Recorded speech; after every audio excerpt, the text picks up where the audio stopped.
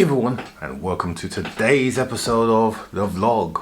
So, in today's episode, I promise you, we're going to get the caddy moving, okay? Caddy is going to drive out of that garage today.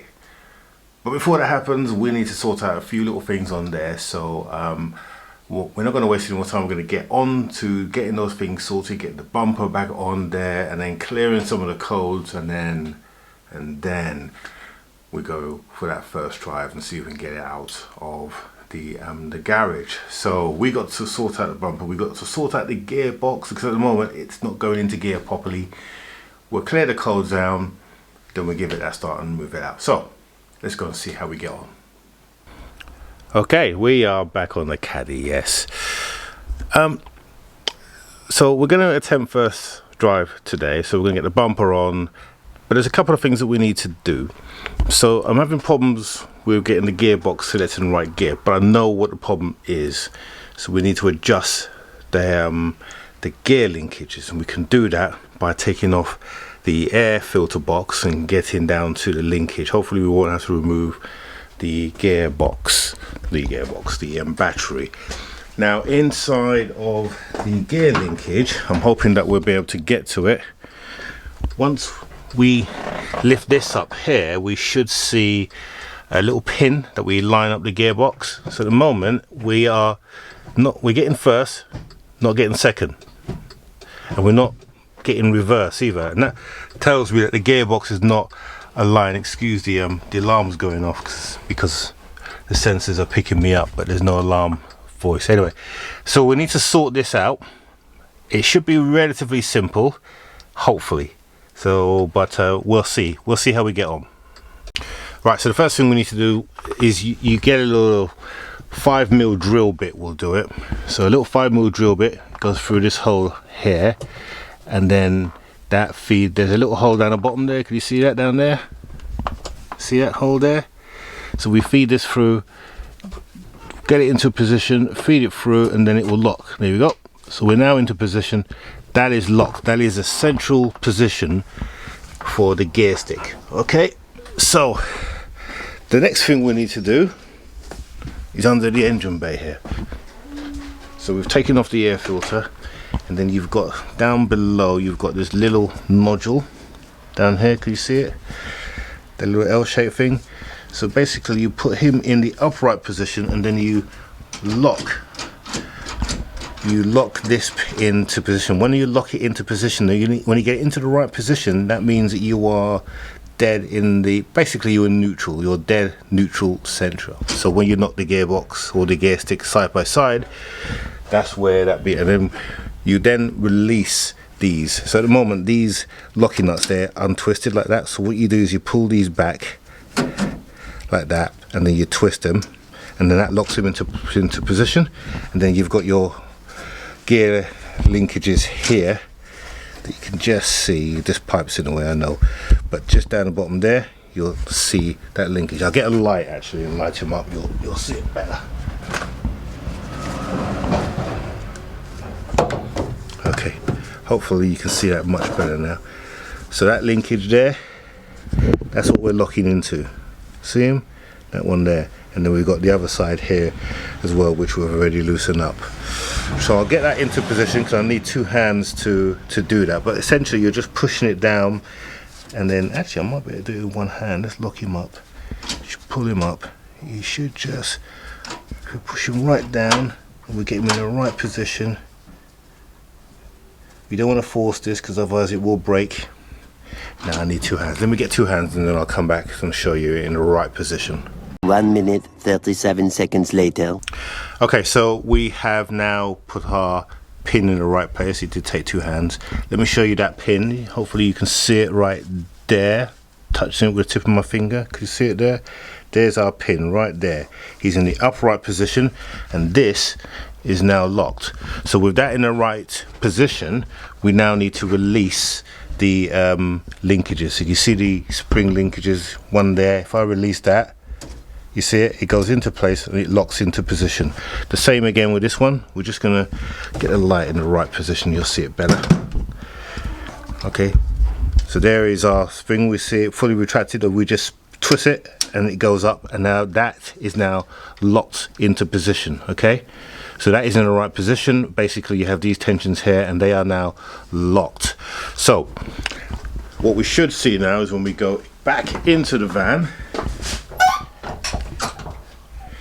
we should now, once we remove our screw, so we'll take him out, our 5mm, so he's out, and we now should be able to select our gear. So we've got a 5-speed box, so we should be able to go. Oop. Oh, do you know what I haven't done? Need to release the gearbox, don't we? We've still got our thing in the locked position, so let's twist him out now. I'm going to put the camera down because I have to wiggle it to get him to the 90-degree position, so hold on. 1 minute, 37 seconds later. Okay, so he's now back down. Can you see him here?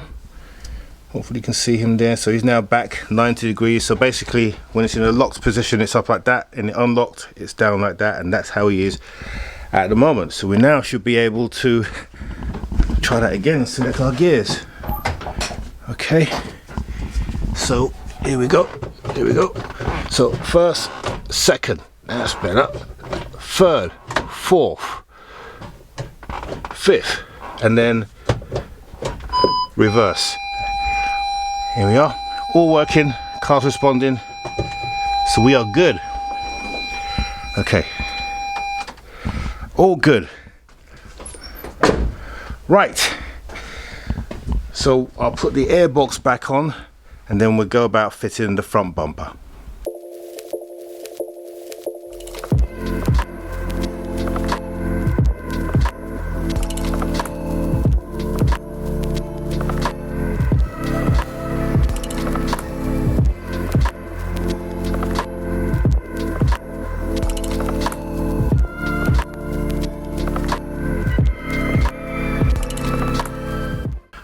Okay, so we're down on the ground. Let's see if this this van is going to move.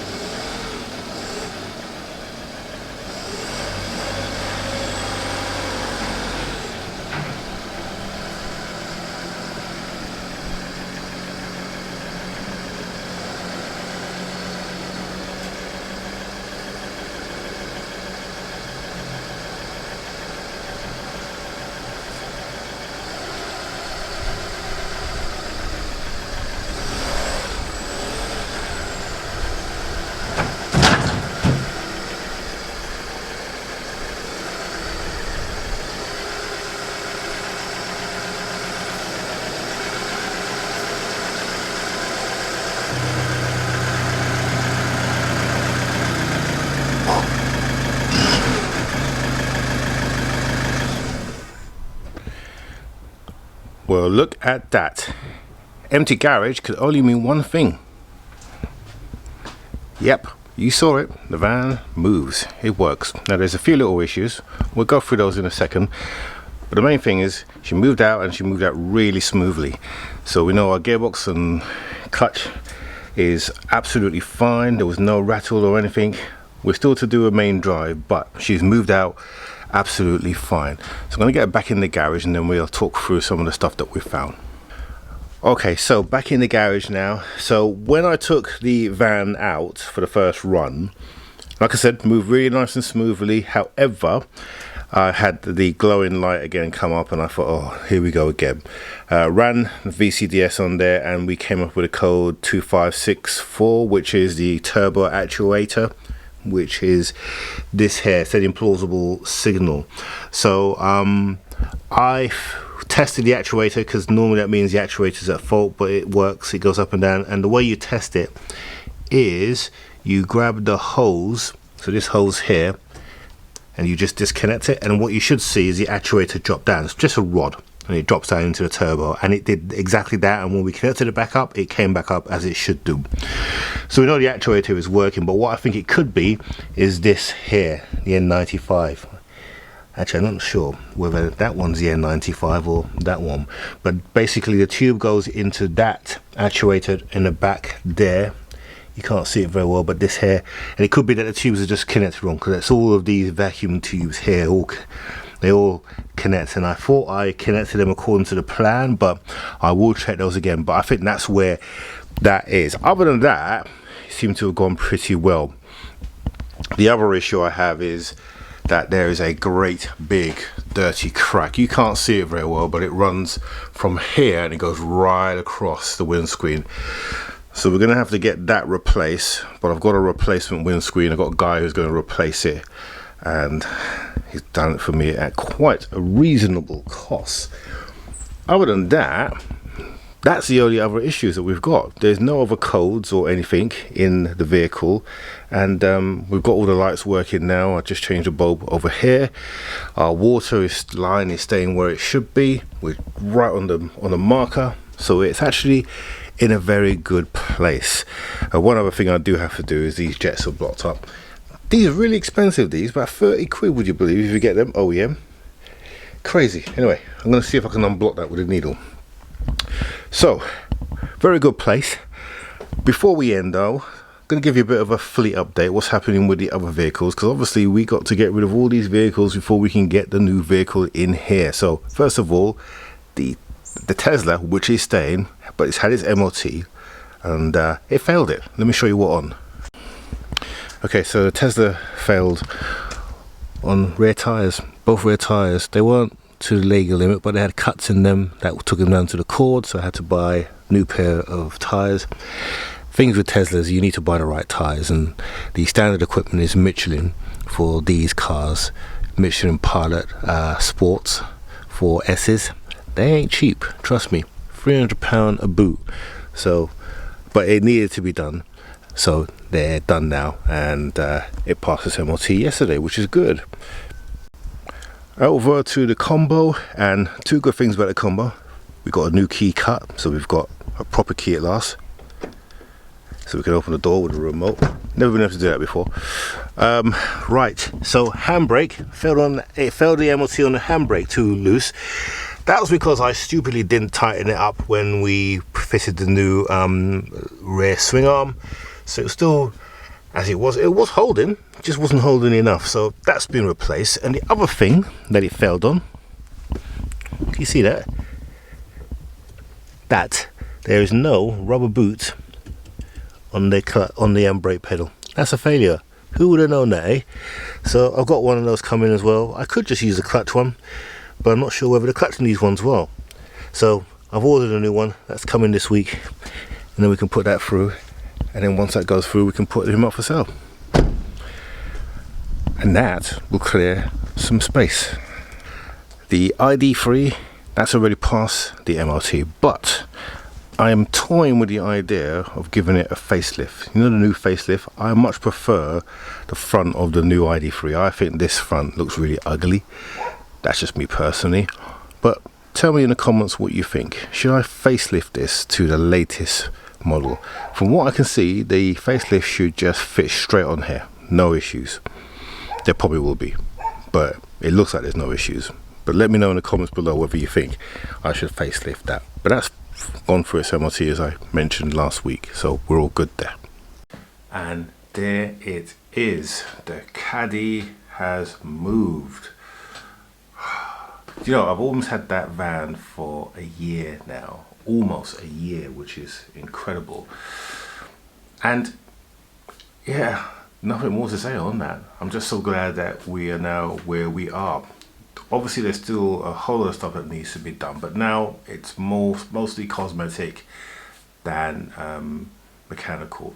The other thing I didn't mention was that the coolant, the secondary coolant pump is not working, but I know that that's a broken cable rather than a problem with the cooler, because the one that's on the van is the one that came with the engine, so the new engine that came, and it's still exhibiting the same problem. So it has to be a broken cable, and that's easy to fix. You just got to basically trace where the brake is.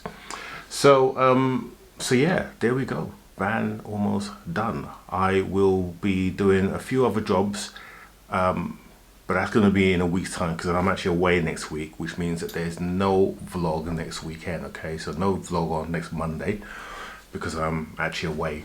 But once we come back, I've got a few things to do on that van. Got to get the combo through its MOT retest, and then that will be up for sale. And then we've got some little jobs that I want to talk to you about that I'm going to do on the Caddy, see if there's any interest there, and then finally we can look at a new car, a new project. It's been a while, isn't it? Alright, so in the meantime, don't forget to subscribe if you are a casual viewer. We appreciate that. And click on the bell notification button so you're notified whenever we release a new video. Don't forget, no video next Monday because I'm away, but we will have something coming the following week. And that something is going to be a little different. It's going to be a little different. We'll say no more than that. But tune in if you want to see what that is. Have a good week, everyone, and we'll see you in the next one.